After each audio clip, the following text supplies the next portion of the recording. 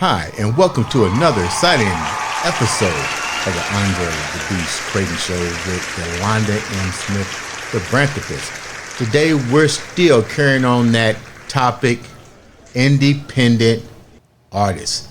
And in studio, I'm going to let her introduce herself because not only does she have an awesome voice, not only does she come from a history of talent, Indiana's own recording artist, and she's definitely carrying that tradition on. I'm gonna let her take it from here. Yo, what's up? TheeAllyE, what's going on? What's up, TheeAllyE? So, welcome to the show. I saw you first, I believe it was last week, at a thing that Uncle Jams and some other individuals, radio artists or producers was promoting. Tell me who you are, what's the mission, what's the goal? Take the viewers down the alley. Okay. Well, the name is Allyson Edmonds. I go by TheeAllyE. And basically, I kind of, just am looking to kind of expand and kind of give a different taste, the vibe of R&B, music. Come from, like you said, a rich bloodline of musical talent. Yeah. And so I'm just, just trying to work hard to kind of bring something different to the game and, just kind of just step out with my voice and just make some good music, right? So we was rapping. I like to use that word. We was rapping. Chopping it up. Before the show. So let's start with you in general, in that bloodline that you talk about. Let's talk about you, how that music was introduced to you, and just take our time. Let's go with it. Okay. Well, I've been, I've been singing since church choir, maybe about 5 years old. That's usually how it starts for us. Yeah, for sure. That's how it starts in the family. So, born and raised on the east side, grew up in church, was singing. I did show choir in high school, won a few talent shows, just stuff like that. College, I kind of started to focus on my career. We get into that. But once I started writing music, I kind of just... It kind of was a slow start for me as far as getting out into the city and for people to kind of recognize me. I put the project out and didn't kind of really get much, feedback. Of course, like my friends and family were supporting me. But it took a while for me to really get out there. I didn't really do any shows in that first year. And so I kind of just rode the wave of just the streams and, trying to just get people to just kind of tap into, my voice and stuff like that, aside from covers and stuff like that. And then it was fast forward to like a year later, I started, doing some shows, and then all of a sudden, I make this connection, and the next thing I know, I'm making more connections, and it's like, okay, now I'm doing some shows. That's usually, now, that's usually it's like, what happens. Yeah, so everything just kind of started, just kind of going up from there. It's really been in the last like 9 or 10 months or so. So you said you was in the church. When did you really decide you wanted to pursue this? It honestly wasn't until after I graduated college. What did you go to college for? What was your first interest before that? I've been into broadcasting and television since 3rd grade. What up? So it's like, it's all between TV, on air, off air, video, anything that comes with the TV and production side of hosting, anything like that. Right. That's been my first love. And so I went to school to do that and kind of just wanted to focus on the career side of it. But I still wrote songs on the side. So while you in class, you're still bobbing and moving. I'm still writing some stuff, and I'm sharing it with my friends. What y'all think of this? But never really took it serious. Book studio time, nothing like that. And then just what's it like to write? Mine was the last guest we had on here were independent artists. I was telling them about my brother and how I just sat there and watched him one day just literally throw some lines down. That's right. Yeah, and I was like, okay, where did that bloodline, which we were talking about, where did that bloodline come from? Because it didn't come from me. It's a beautiful process, honestly, and it depends on like the topic that you kind of writing about. How do you pick your topics?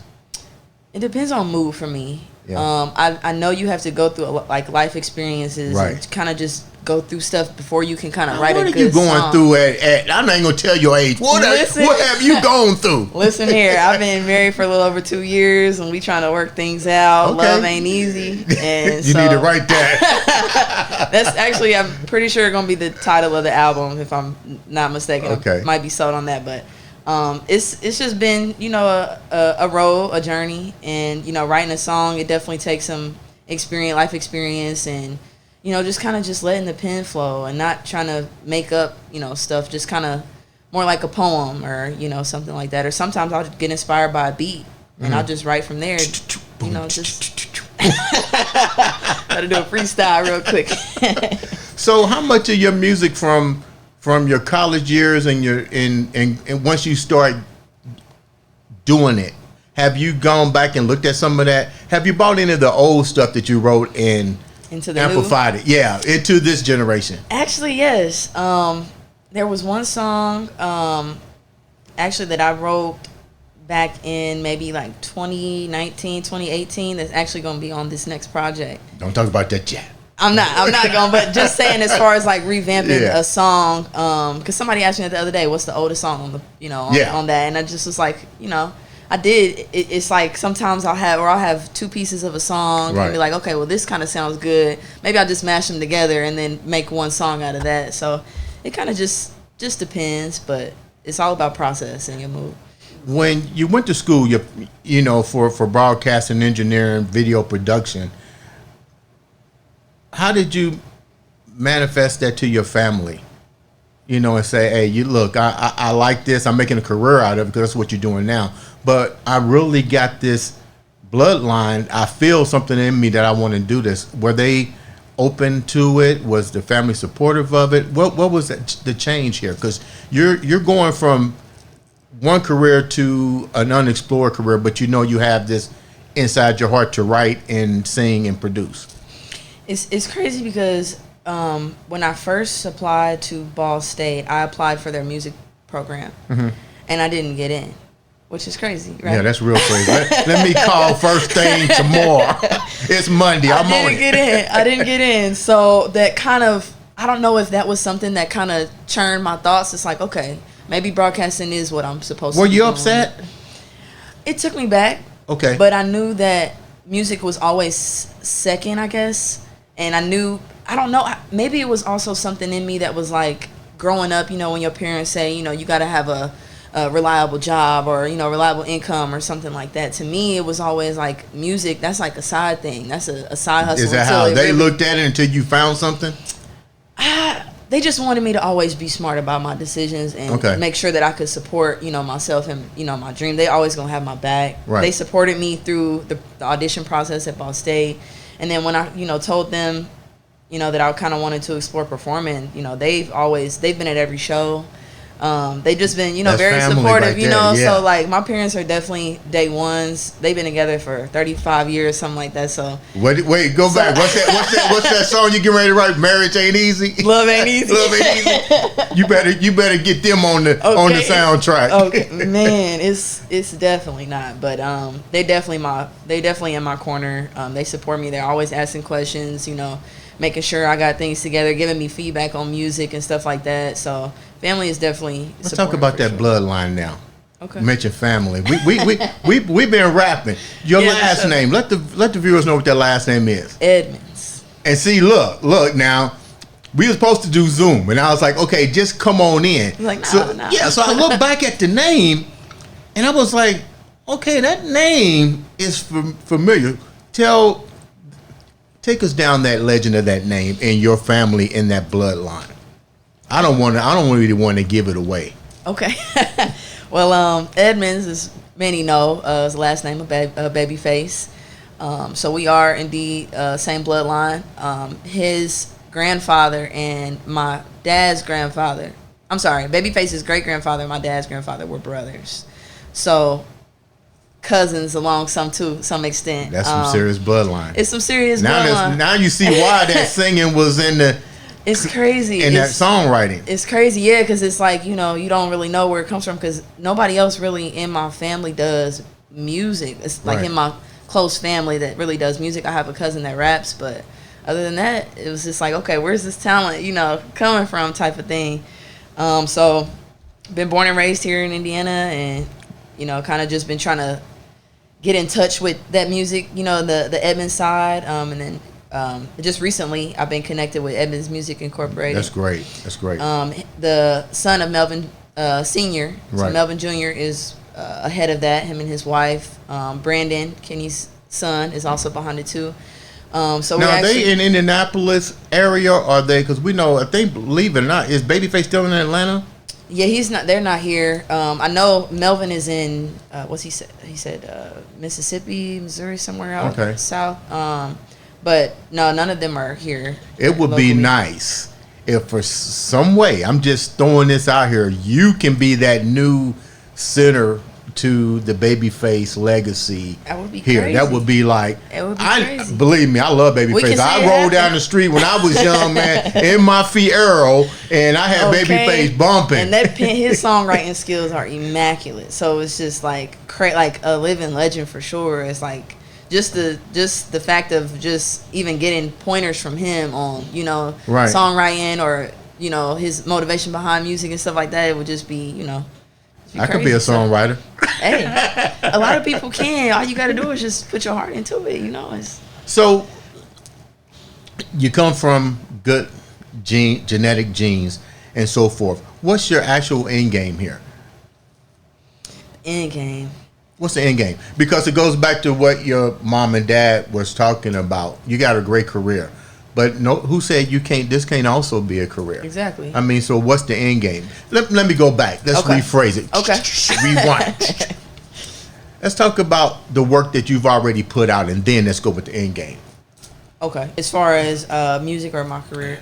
Music. Okay. This is straight up independent artist. We music. Okay. Well. But you say you put out some.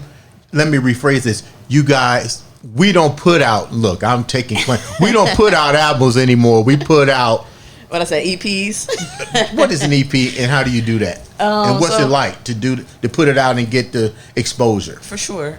So my thought process behind originally putting out an EP when I first put out music was to at least just give people just kind of a short snippet. I didn't want to give them too much music to where it's like, okay, I'm bored, or I'm kind of switch to something else. The EP is basically like an extended playlist, so it's shorter than 30 minutes, but it's longer than like a single or like 10 minutes or something like that. Is it like a hook?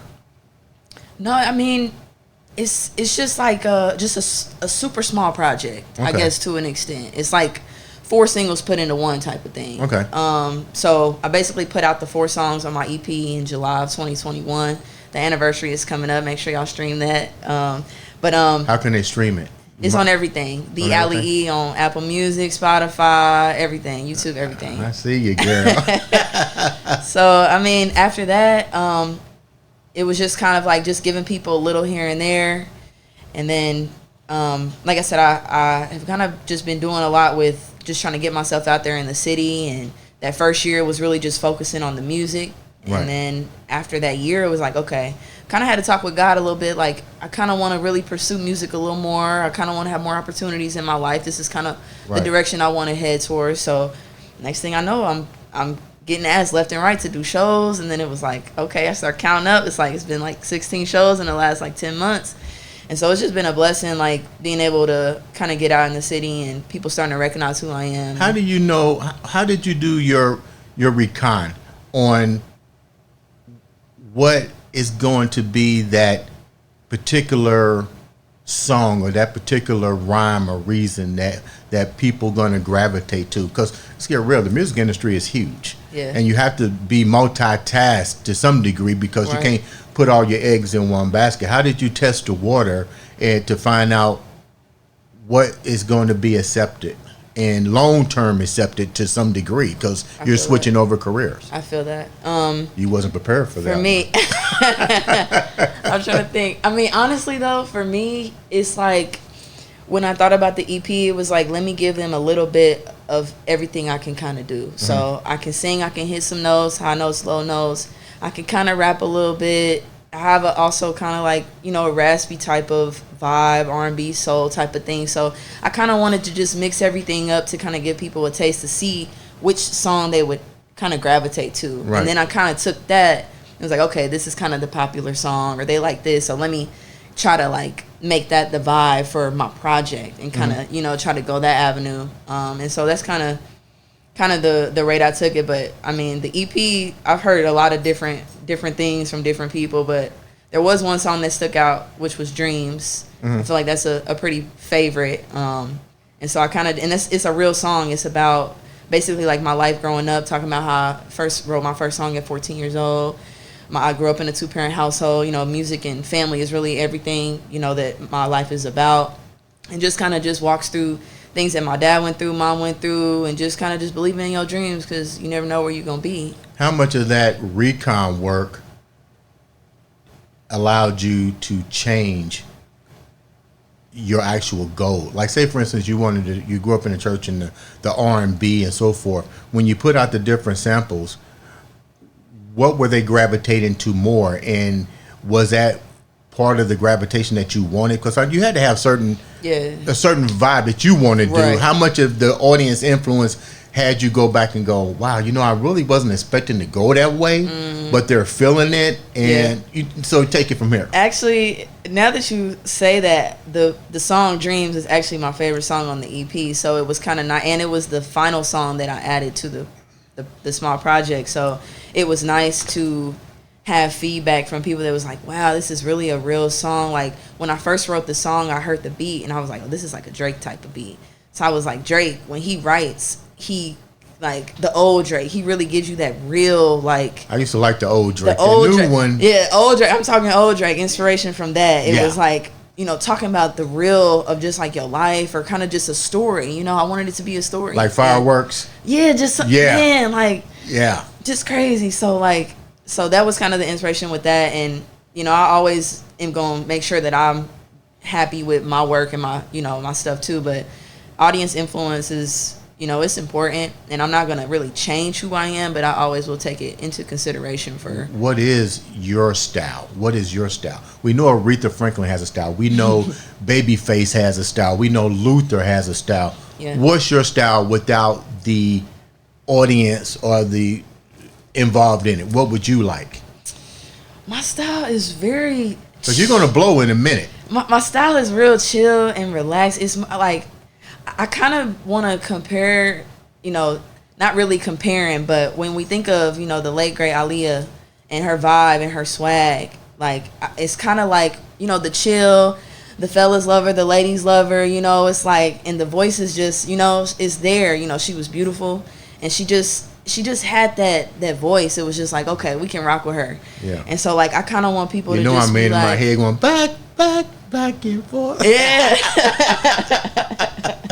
Okay. So, yeah, just being an individual. I want people to see me as a creative and not really, like, comparing me to really anybody else. Like, oh, she's in her own lane. She does a little R&B. She does a little soul. But, right. She can vibe, and she can, she just has her own style, and you can't really, she's in her kind of the own lane, and that's kind of the route I'm trying to.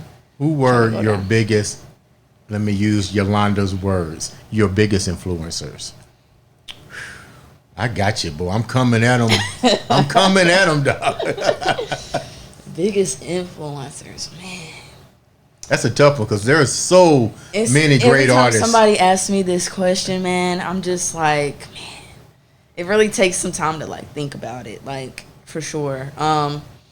For me, I know growing up, Alicia Keys was one of my favorite artists as far as, like, her style and, her voice and just everything like that. I loved Alicia Keys. I'm very inspired by her. Sade, she's another one, old school. Like, her vibe and just, like, the way you feel when you listen to her songs is like, I want people to feel something when you listening. You know what I mean? Sure. Guys in the game. Obviously, we talked about Babyface and, his songwriting and stuff like that. Chris Brown, when we come to new school, I know people ain't really fans of him, but that man is talented. And he's one of my favorite artists. And just from his dancing, his musical vision, from writing to videos, I mean, it's like just inspired kind of by the amount of music that he can put out, and for people to still like be rocking with every song. You can put out 32, album, song album, and it'd be crazy. Like, now, speaking of Chris Brown, and you mentioned the choreography, when you're performing, do you do a choreography type routine, or you just go out and just like Sade, you just, hey, I'm here to perform. You just vibe. Well, right now, so far I've only been kind of just vibing. I haven't really had any choreography or nothing like that. I have been kind of thinking about these next videos that I want to shoot, trying to do incorporating some choreography and doing some stuff like that. It ain't like you don't know how to do it. Yeah, for sure. All I need is somebody to come up with a routine, and I'm down. I can hit the moves, but so I want to expand. So kind of like my goal now, I just turned 28, so I'm kind of looking at it as like a new year for me. So going into this, it's like, okay, what do you want to add to your performance now? It's like, gotta have a little dance, or have some people behind me to back that up. So it's not something I'm opposed to. It's just something I haven't really kind of tapped into. Right. So. When you went to that event with Uncle Jams, what did you get from that event? What did you walk away from? I know you performed there, but what did you walk away from? And I like the fact that I was able to get invited and see such a talent of young artist. Man, they were crazy out there. Yeah. I didn't know what I was walking into. I was like, wow, what's going on here? Yeah. But what did you walk away with when you did that?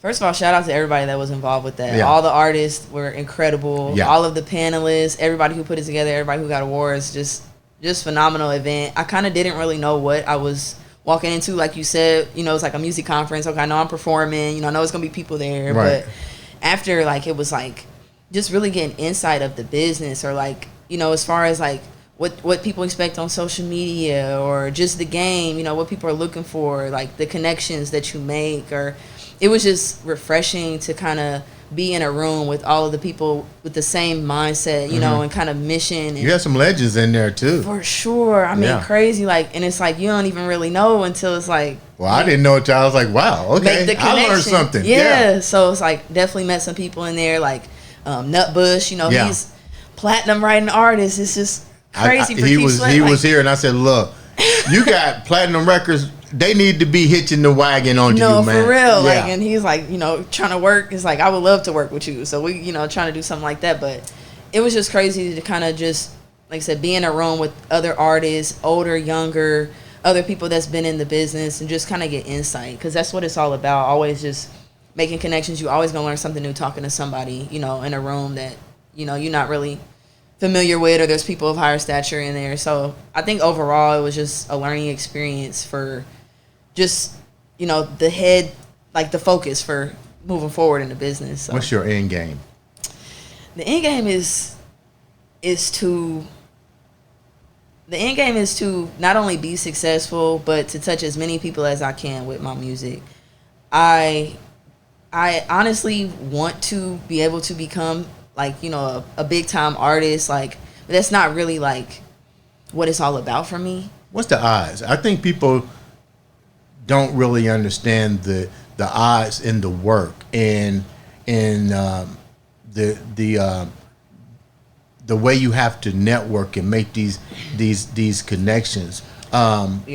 It's definitely, I've noticed, all about who you know. You can have all the talent in the world. I've seen some people with some amazing vocals, but it's like they only got 500 followers on Instagram or something like that. It's like, dang, where's your people at? Who's following you or whatever? It's like the connections, getting out here every day, signing up for open mics. That's how I met Gino.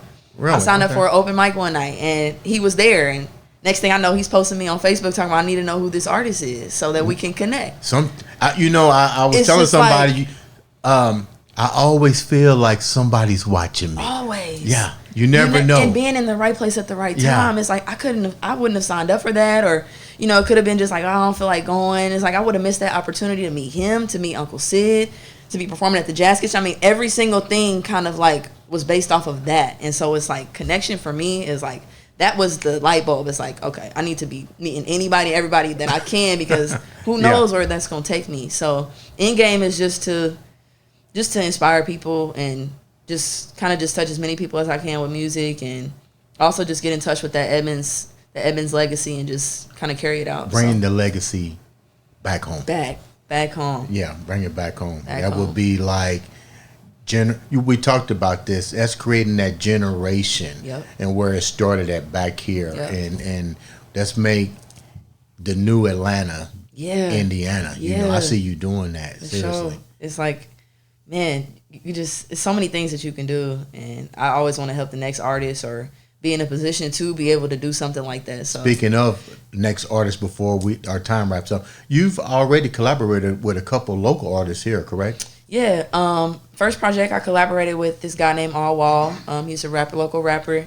And then I recently have a single out called Foolish with Kelsey Marie.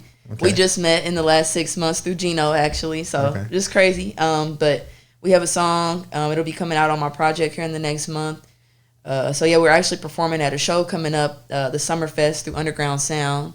How can the individuals get in contact for that show and get in contact with you before, and then we keep going, because I want them to be able to reach out and support you. Oh, as far as like my socials and handles and stuff, TheeAllyE is under everything. TheeAllyE.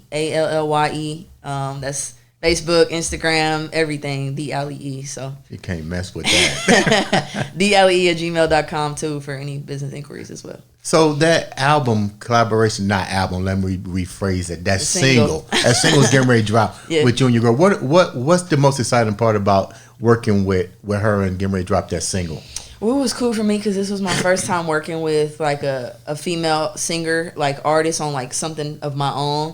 So it was nice because I kind of had the vision and I was like, I need a female on this song, but I hadn't really known who it was yet.